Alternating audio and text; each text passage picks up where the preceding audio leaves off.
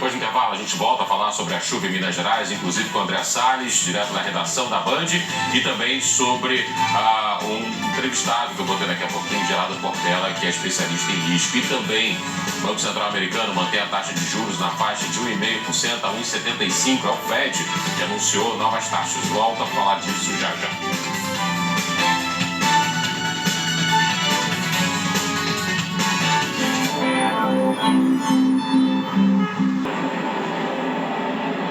Agora são 6h32 pelo horário de Brasília. Vamos voltar a falar sobre a chuva em Minas Gerais. São 55 mortos até o momento. André Salles está comigo, direto da redação da Band, em BH, com outras informações. André, boa noite para você.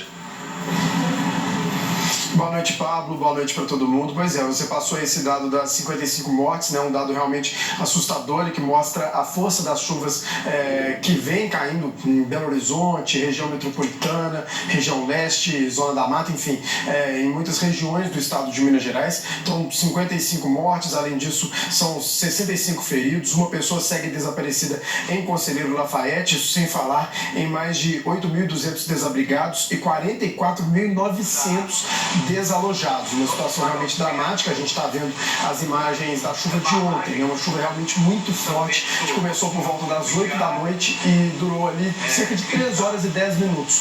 Essa região que a gente está vendo é a região centro-sul da capital mineira, e a chuva foi realmente muito forte nessa região. Em 3 horas e 10 minutos, como eu disse, choveu mais da metade do previsto para todo o mês de janeiro. Então, realmente uma chuva muito forte que arrastou carros, invadiu casas, enfim, invadiu o comércio, imagens assustadoras e que infelizmente acabou também, pelo menos pelas primeiras informações, trazendo pelo menos 3 vítimas, né, de acordo com os balanços feitos pela Defesa Civil. Então realmente hoje em dia em Belo Horizonte de contar prejuízo, de fato, realmente algumas ruas e avenidas completamente destruídas. A prefeitura inclusive já trabalha com técnicos para tentar trazer algum tipo de normalidade. Só para ter uma ideia do nível das chuvas que tem caído aqui em Belo Horizonte, principalmente, Pablo, esse já é o mês mais chuvoso da história da capital mineira. Só para você ter uma ideia, né, temos aí 932,3 milímetros. O mês mais chuvoso até então havia acontecido em 1985, com 850 milímetros. Isso porque ainda nem terminamos, né? Temos alguns dias e infelizmente há sim possibilidades de mais chuvas. A Defesa Civil de Belo Horizonte emitiu um alerta à possibilidade de pancadas de chuva, também de rajadas de vento. Então segue o estado de atenção. Vale lembrar a questão do solo, né, que está muito encharcado, está bem saturado. Então existe sim essa preocupação, e aí a prefeitura está dizendo até não só das questões de pessoas que moram, por exemplo, em áreas de risco, mas até para que as pessoas evitem de qualquer forma trafegar em locais que tem algum histórico de inundação, de alagamento, como é, por exemplo, o caso das avenidas que a gente está mostrando, a Avenida Prudente de Moraes, Consul Cadar, também a Rua São Paulo, enfim, pontos que historicamente a Avenida dos Andradas, né, são locais Vilarinho, muitas avenidas que já tem um histórico aí de inundação, já tem aquelas placas que alertam os motoristas para, em caso de chuvas, que eles não fiquem nesses locais, não transitem por esses locais. Então a prefeitura pedindo já de antemão que essas pessoas evitem esses locais. Ainda falando de trânsito, a gente tem um dado aqui impressionante também da própria BH Trans, né? A BH Trans é a empresa que gerencia o trânsito de Belo Horizonte, e ela nos informou inclusive que havia feito mais de 20 interdições na cidade. Então realmente uma situação muito complicada. Como eu disse, Pablo, é um dia realmente de contar prejuízos e torcer para que não chova novamente, porque a previsão abre essa possibilidade, Pablo. André, permaneça conosco, por favor, porque do outro lado do telão está o Gerardo Portela, ele que é engenheiro especialista em gerenciamento de riscos e segurança.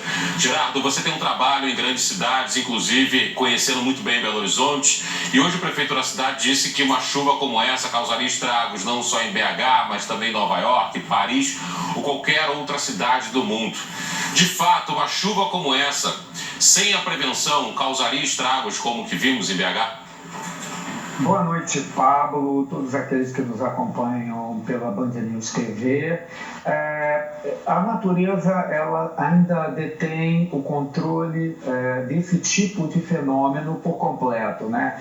O que nós tentamos fazer é superar e resistir a grandes tormentas, como acontece na Flórida, na região ali de Miami, Orlando, são os grandes furacões.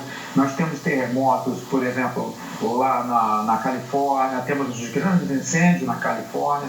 No Japão temos terremotos, vulcões, nevascas em Nova York, nevascas em Washington. Então, são problemas que a natureza se apresenta com a sua força, que é muito superior à capacidade humana de conviver com isso, mas nós podemos fazer uma prevenção para minimizar as perdas humanas e perdas materiais. E também vai junto à perda da imagem, né? E até mesmo problemas ambientais são causados com grandes fenômenos naturais como esses.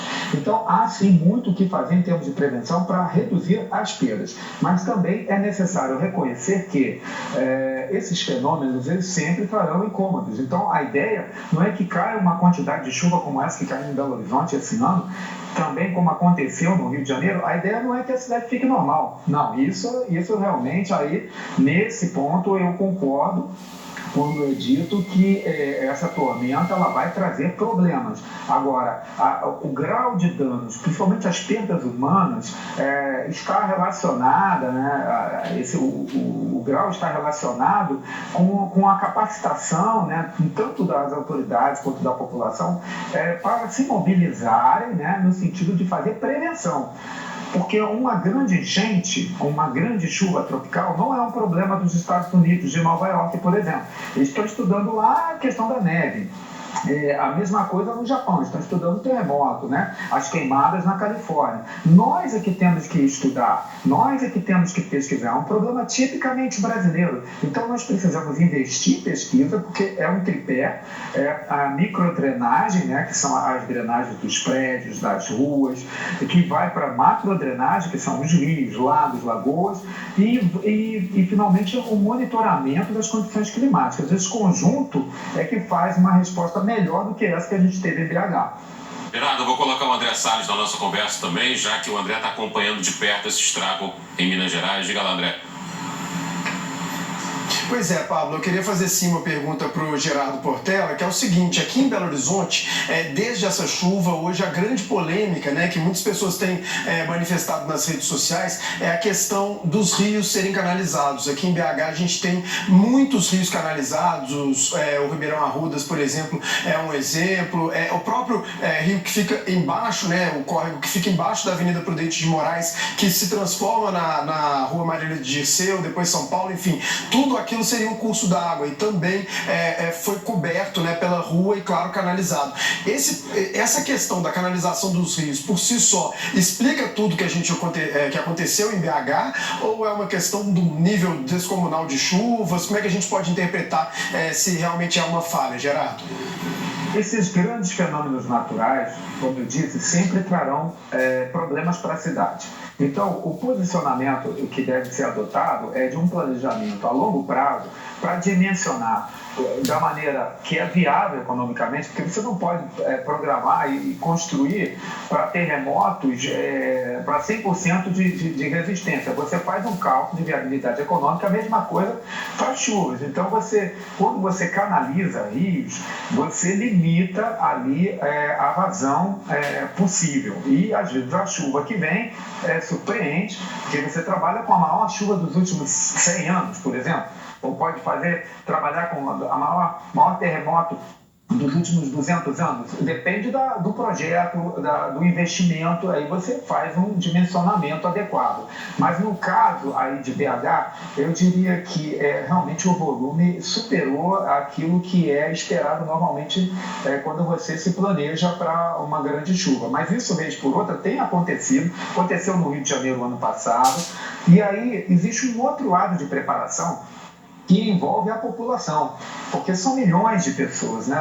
As autoridades não têm como carregar cada pessoa no colo e nem controlar o lixo que é jogado, por exemplo, na rede pluvial, na rede de drenagem da cidade.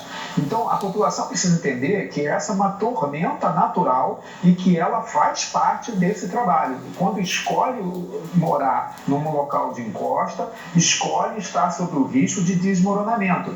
Agora, se não há recursos financeiros e econômicos, nem mesmo esclarecimento para entender que está sob esse risco, as autoridades têm que entrar justamente para remover essas pessoas, para que elas não venham alimentar aí os números alarmantes aí de mortes e perdas humanas. Gerardo, historicamente a expectativa de chuva em janeiro no estado de Minas Gerais é de aproximadamente 320 milímetros. E a gente já viu que esse janeiro, como você mesmo disse, é o mais chuvoso dos últimos 100 anos, e essa chuva que caiu no fim da semana passada mostrou muito bem isso.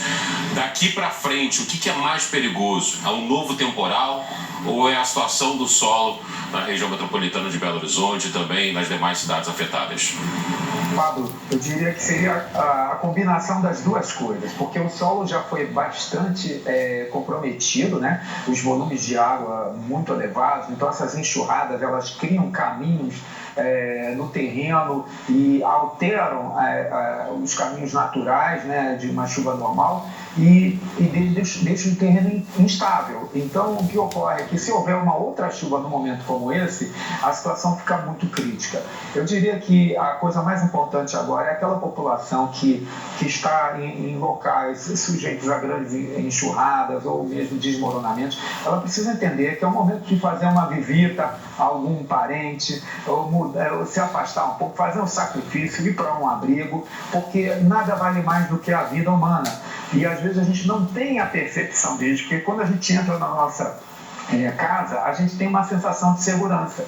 Quando a gente entra no nosso quarto, essa segurança aumenta. Debaixo do cobertor, a gente acha que está no lugar mais seguro do mundo. Mas, por favor, saiam desses lugares, porque são locais que as autoridades já mostraram que estão sujeitas a uma catástrofe, uma morte terrível, né? Um soterramento. Então, a gente não quer isso, a população precisa fazer a sua parte, as autoridades fazer planos de médio e longo prazo, aumentar, cuidar dessa micro-rede de drenagem, que são os ralos que começam dentro das residências e vão pelos condomínios, depois chegam às ruas, os bueiros, cuidar disso muito bem. Depois da macro-drenagem, que são os rios, as lagoas, para que não se tornem obstáculos ao invés de fazerem o extravasamento da água. E, finalmente, investir em ciência e tecnologia para fazer melhor previsão, porque lá nos Estados Unidos, na Europa, você tem investimento e nós não vamos esperar que eles vão pesquisar os nossos problemas, eles vão pesquisar os problemas deles, principalmente. Quem precisa capitanear a solução de problemas de enchentes é o Rio de Janeiro, São Paulo, Belo Horizonte, é o Brasil, porque é aqui onde você tem esse fenômeno em maior intensidade. Pergunta do André, inclusive, diretamente a minha pergunta agora, para a gente poder encerrar esse papo, Gerardo, que lição que fica para outras cidades grandes do país, como Rio de Janeiro, São Paulo, Porto Alegre, Fortaleza e por aí vai, desse temporal todo em BH? As únicas coisas boas que podem surgir depois de uma catástrofe são as lições aprendidas. E se a gente não aprender as lições, então não prestou para nada, foi só perda, só infelicidade. Então, a lição aprendida é que essas chuvas centenárias ou ducentenárias, elas são uma ameaça real. Então, elas têm que ser consideradas nos planos de gestão de risco das grandes metrópoles. Metrópoles do século XXI não podem mais agir como se estivessem lá no século passado. Nós precisamos ter planos de gerenciamento de risco mais robustos, com mobilização de recursos, mesmo que sejam escassos, eles precisam se mobilizar, e a parte da população, que é a consciência do problema, do perigo, ter noção do risco em que está envolvido e agir preventivamente. Jamais jogar, porque é um crime contra a sociedade, jogar alguma coisa que vai entupir um bueiro, que vai obstruir, fazer um bota fora numa região que vai ser afetada a questão da drenagem. Então, isso é a parte da população. No Rio de Janeiro, por exemplo, são 7 milhões de pessoas. As grandes metrópoles vão levar milhões de pessoas e nós não podemos ter 7 milhões de autoridades cuidando de cada pessoa. Então nós temos que fazer a nossa parte e entender que grandes tempestades tropicais é o problema das grandes metrópoles brasileiras. Gerardo Portela, muito obrigado pela análise, uma boa noite, até a próxima. Boa noite, muito obrigado.